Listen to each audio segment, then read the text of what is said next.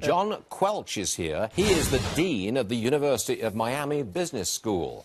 He's going to shake things up, isn't he? Good morning, Stuart. I think he is. Truth to power, perhaps. And you like the idea of him shaking things up amongst the elites? I think it's very important that the president go into this forum and speak exactly his mind. Meanwhile, remember that he's taking a very important and substantial entourage of cabinet secretaries with him who behind the scenes are going to do all sorts of private meetings with major corporate leaders, international elite leaders, reassuring them as best they can. But in the public forum, I think the president is going to speak truth to power. Now, I know that you've paid very close attention to the trade talks with China. That's very much an area of yours. Do you expect a resolution, a deal coming out of these talks 90 days? I expect an interim deal, but I do not expect a complete resolution. What's an interim deal? An interim deal is probably going to have a roadmap that's much more explicit than anything we've seen before regarding IP protection, regarding forced technology transfer, and regarding a level playing field for investments in the two countries. The Chinese cannot give all of that up in 90 days, but I do believe that there will be an articulation of a roadmap towards resolving these kinds of issues. That would be a win for President Trump. The way you've described it, that's a win for Trump. I would say it's a win for Trump. I'd say it's also a win for Xi Jinping, and also a win for the global economy. How will Xi Jinping, how will he portray this as a win for him? Granted, the man has to save face, yes, but how would that be a win? Because from the Chinese point of view, many Chinese would look at any destabilization of this very important trade relationship with the United States as something that is going to upset consumer confidence in China. And if there's one thing that the Chinese Communist Party cannot afford to have happen, it's for consumer confidence to be upset. That is because consumption, domestic consumption, is so important to the restructuring of the Chinese economy at this point. So you would say, John, that Trump's very hard line, tariffs, tariffs, more tariffs if you don't get along, that's justified. You believe that? There is a strong argument in favor of calling China out.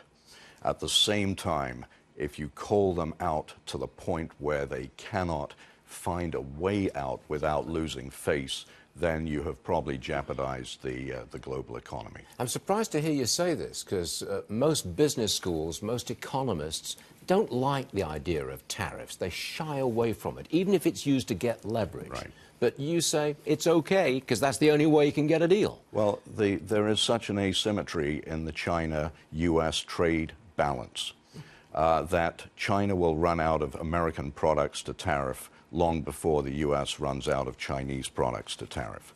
That asymmetry favors the United States. Okay.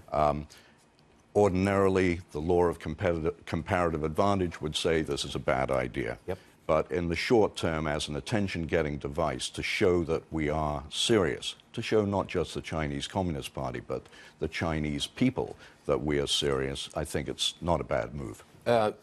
Why does the dean of the business school in Miami have a British accent? Did you not grow up in the middle of Britain? Do you not understand the meaning of rain every day? Good one, John. That was excellent. I will take one hurricane every 5 years in exchange for 100 days of rain, guaranteed. That was not the response I was expecting, but I like it, John. I like it a lot. All right. John Quelch, thanks for joining us. My Come pleasure. back soon, Thanks, okay? Stuart. Thank you. Thank you. Bring in the Dean of Miami Business School, John Quelch. So, John, we see the data, right? The industrial data, the whatever. It's across the board, from the retailers to industrial, from efforts they've made to get banks to lend money, making riskier loans. But what does it all mean in the grand scheme of things? Thanks, Charles. I think China is in a slowing condition. It's still going to grow robustly, but perhaps not as great as the growth forecasters were indicating for this current and coming years. You look at manufacturing capacity, there's a lot of unused capacity. But I think more than anything else, you look at the shift that China has had to make from an investment-led economy to a consumption-led economy, the consumption take-up is not occurring as fast as the Chinese government and economic forecasters expected. And that's where the problem is arising, I think, primarily. Isn't that and ironic? that leaves a great opportunity for us. Yeah, before we get to the trade battle for us, or perhaps the opportunities, don't you find that the most ironic aspect of all of this? China deliberately saying they want to transition from such reliance on exports to a domestically driven economy like the United States, and still having huge trade barriers and tariffs in place in the first place.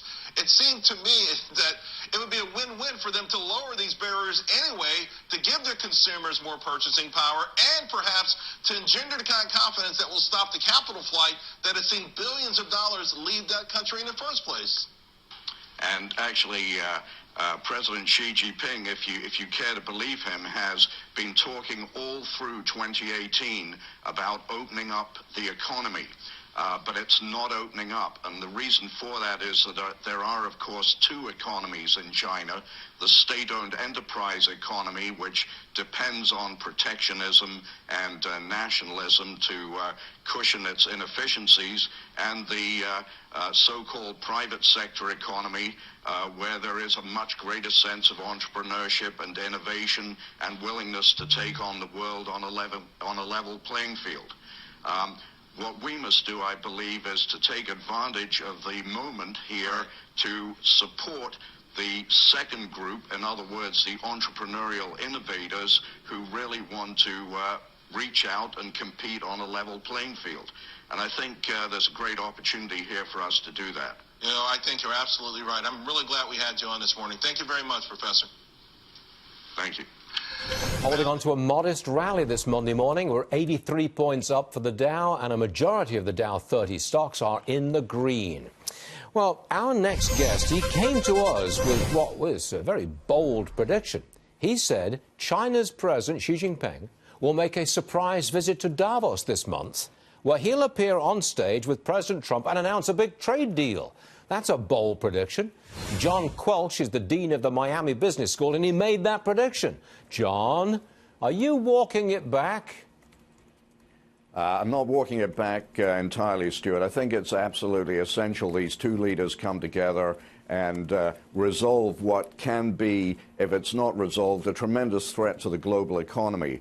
And I'm not sure that they're going to be far enough along to justify both of them appearing on stage. But I believe that a lot more progress is being made a lot quicker than we're being led to believe. Behind the scenes, a lot of good things are happening. Now, President Trump is going to be at Davos, and he's taking almost all of his senior officials, certainly his trade officials and the Treasury people, they're all going with him. Do you know for a fact that Xi Jinping is going as well? No, and the sources that I have in China would indicate that he's not going. But let's look at the scenario we're facing. Both of these leaders need economic growth. Both of these leaders are facing economic uncertainty. This is the most important bilateral relationship in the world. It is essential that this trade spat not escalate further. Otherwise, the impact on the global economy will be extremely negative, as we all understand.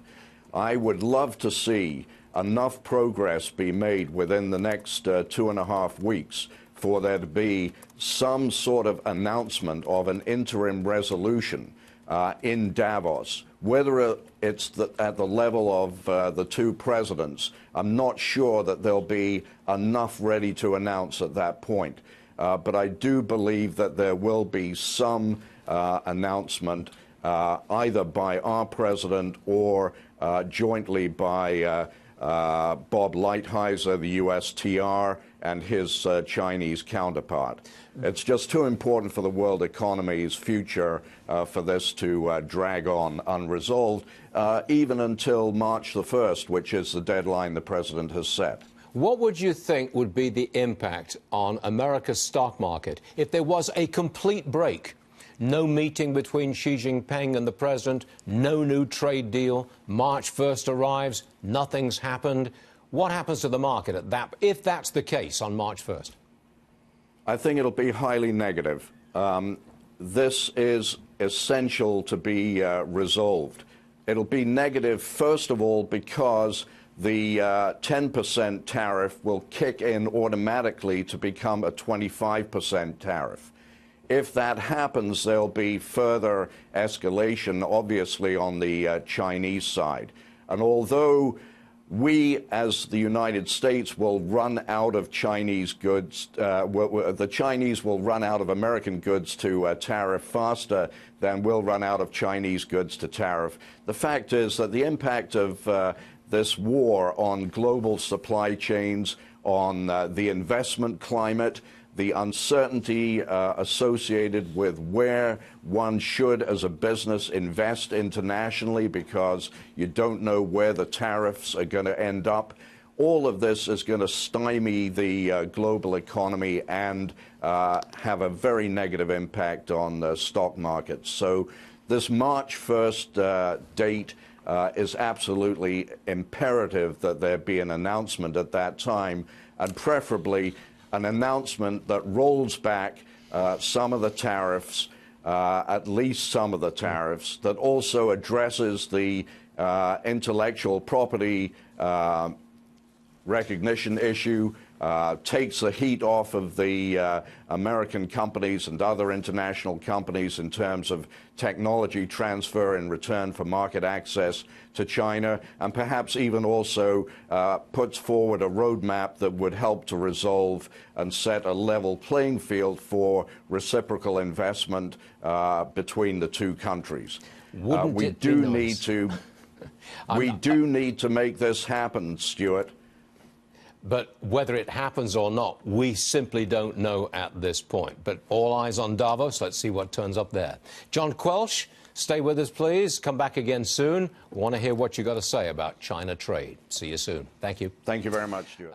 Let's bring in our guest, John Quelch, who is the Dean of the Miami Business School at the University of Miami. But he is with me here in Hong Kong today. John, it's great to have you on. Good morning, We've got Akiko. that March 1st deadline coming up. Looking at your notes here, you say a 60% chance of a deal, 40% chance of a no deal. Suggests to me that you're a bit more optimistic than maybe some other guests we've spoken to.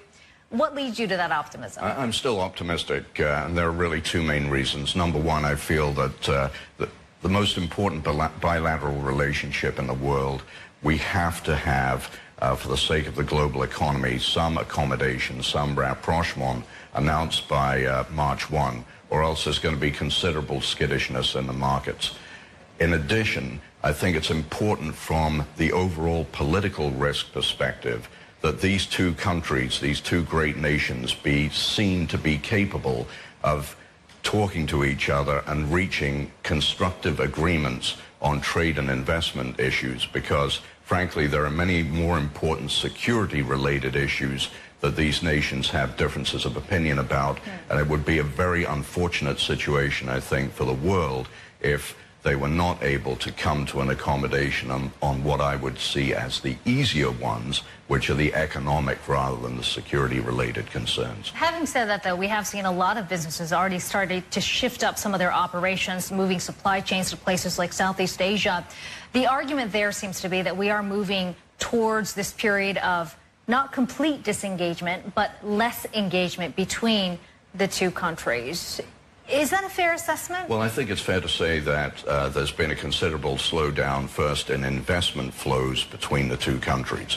But in terms of the movement that you're referring to, much of that movement was already being initiated as a result of the escalation of labor rates in China.